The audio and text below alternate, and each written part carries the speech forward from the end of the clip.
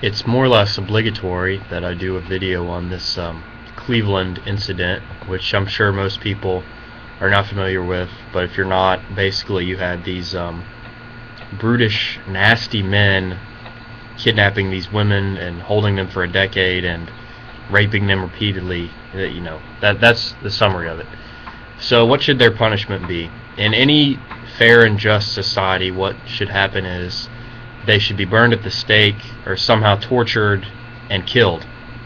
But that's kind of a minimum.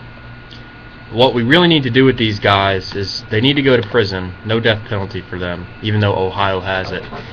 And the prison administration needs to make sure that they go in jail cells, with Bubba, who's going to rape you.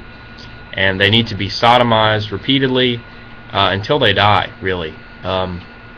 So I think there should be a concerted effort by the prisons, because these people are going to jail, that's a given, to make sure that they go into the cells with the rapists. The police should even provide the rapists in prison with like paraphernalia they can use, like give them a few dildos, maybe even give them like a crowbar that they can shove up their behind, because these people need justice. Justice must be done, and hopefully they truly experience a living hell when they go to prison. If they don't get the death penalty, you never know if they I don't know. There's speculation that they might have killed somebody, and that could get them the death penalty, but we'll see.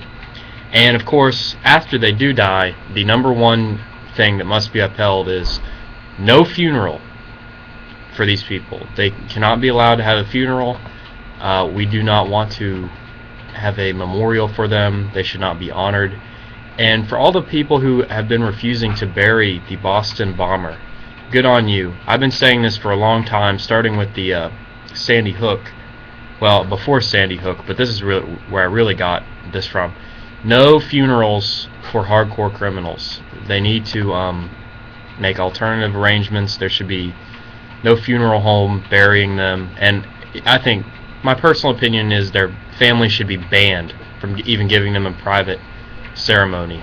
I think as soon as they get the body of the criminal, if they're already dead, they just need to dump it somewhere and let the wolves eat it, or put it out in the middle of town. People can go piss and shit on it and then dispose of it.